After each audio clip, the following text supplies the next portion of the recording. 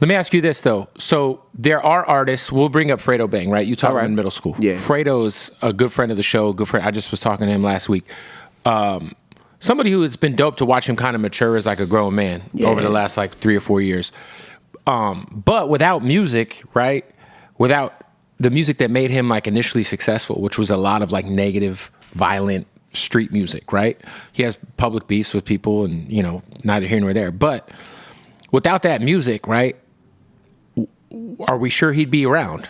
Are we sure he'd have made it out of Baton Rouge? Are we sure he'd have a future? You know what I'm saying? So I do feel like with some of these artists, it's like the music that is negative is what's keeping them alive and what's giving them an opportunity to like maybe grow up, get money in their pocket, change. You know, I think of a guy like G Herbo, who I've also seen just become like one of the sharpest dudes in the music industry. If you have a conversation with G Herbo, you'd be like, damn, this dude is fucking on it. Like he started off as a kid, like a drill rapper, you know what I'm saying?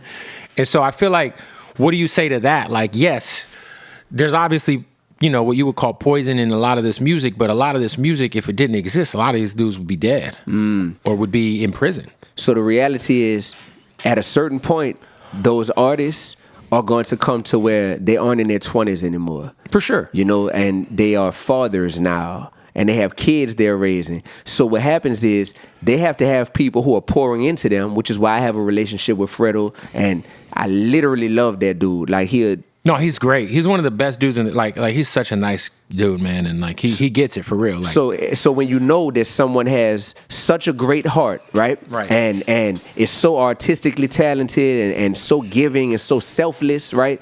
When you know that, and you also know that there's an industry that does not care about his forward progression. They don't care about his evolution as a man.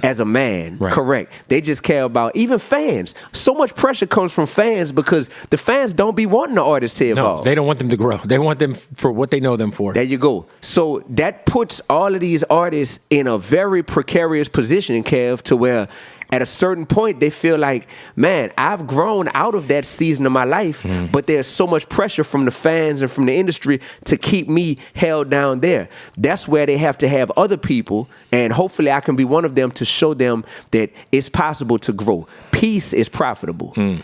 Positivity is profitable. It don't have to be lame. It don't have to mean that you fall off the face of the earth, and it's going to require a transition when you started out one way, but you grew out of that. But thank the Lord for growth, because how many people didn't get to grow out of that season? Right. You know, how many people got caught up in the beef to the point where they couldn't come back from it, you know? So I look at it like these brothers and sisters need to realize how much of an opportunity they have to grow and evolve. And there's so many artists who they end up not having the ingenuity or the courage that it takes or the grit that it takes to say, I'm going to evolve, even if I lose some of y'all along the way. Because not all fans are good.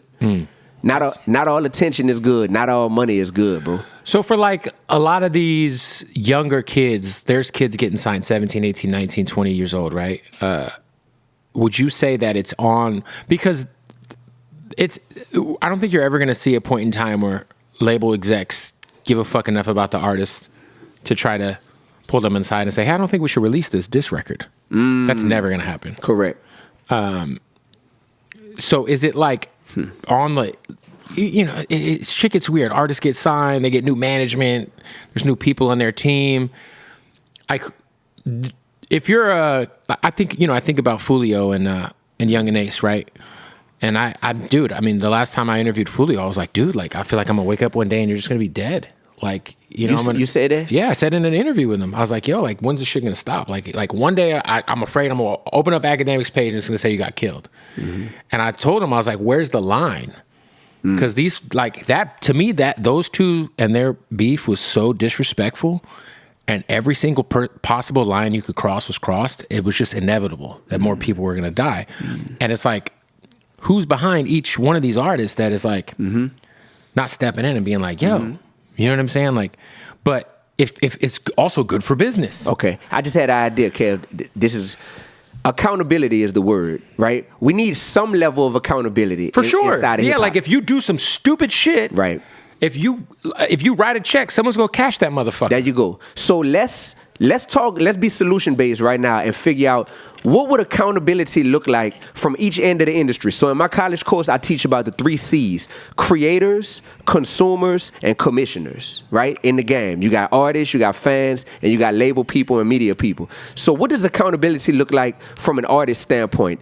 Like, what can we say, like, come on, man, that's the difference between telling your story and saying some, like you said, some dangerous ish that could have real life implications, you know? What does that accountability look like? For me, what it looks like is, now that we have OGs in hip hop, it looks like artists being able to come together and say, you know what?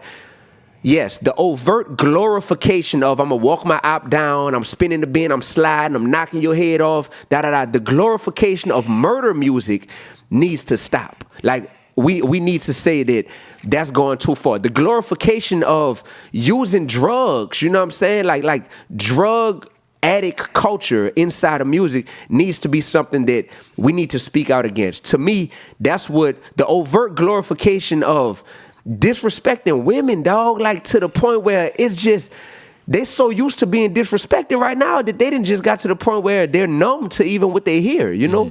So for me, that's what accountability, we just talking about from artists, could look like. I'm curious as to what, because I feel like you and I may draw our line in different places, but where do you draw the line in terms of what accountability could look like from artists?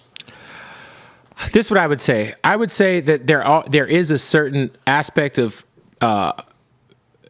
being naive and being somebody who is trying to do more of what works. And if they see what works for A, B, C, or D, beef sells, right? It's always been like that. Go back to 50, go back to fucking LL Cool J, Cannabis, whatever.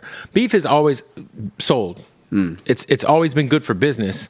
So if you're like a young artist and you understand, well, maybe when I put out a normal record, I don't see the numbers that this record does. I don't think a lot of these kids are mature enough to like take a step back and realize like, well, but what comes with the extra million streams or whatever. I do think, like you said, man, there has to be somebody to kind of step in and be like, yo, we shouldn't put this out. Should that be their manager? I don't know. Right. Should that be an older artist? For me, you a white man. Yeah. We talk so much about the black community this and the black community that we need people in the black community to step in and say, man, that little 17-year-old that's making that murder music, that reminds me of who I was 20 years ago. But by the grace of God, I lived to be in my 30s now. I'm going to feel, and I'm a successful artist, I'm going to take it upon myself to pour into that young brother, to plant some positive seeds. You know what I mean?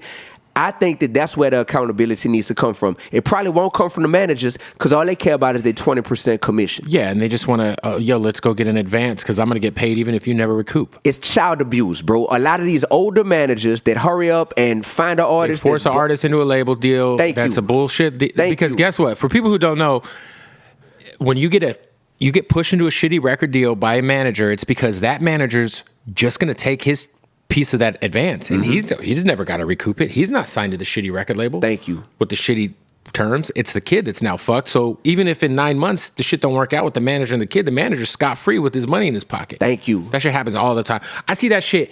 I've told that shit to artists where I've been in the studio with them and been like, yo, I'll use I don't want to say this is somebody who's not a kid, but somebody who was buzzing real hard like 3 years ago. And they all of a sudden signed to like a bigger management company.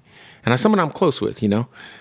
And they were pushing them to sign to Atlantic. And this artist was millionaire off of independent music. Sheesh. And I was like, yo, they're only pushing you to sign that deal. Because it was like $1 million advance. I was like, bro, you could put out a hoodie tomorrow and make $1 million. Like, they're pushing you because they're gonna get their piece off of that, and now you're fucked because now you can't do what got you here, which is drop music freely, and you don't even make the music that makes sense to be on a major. Like, I've never heard you put out a record that I said to myself, man, if that was just on a major label, bro, like if it ain't broke, don't fix it. Don't. And ended up. It wasn't Atlantic that they ended up signing with, but they did end up signing with a major label, and shit's hit a wall since then.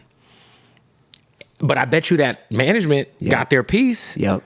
And that's all they care about, bro. Yeah, it's crazy. So many people are in these artists' pockets. It's fucking crazy. It's so crazy.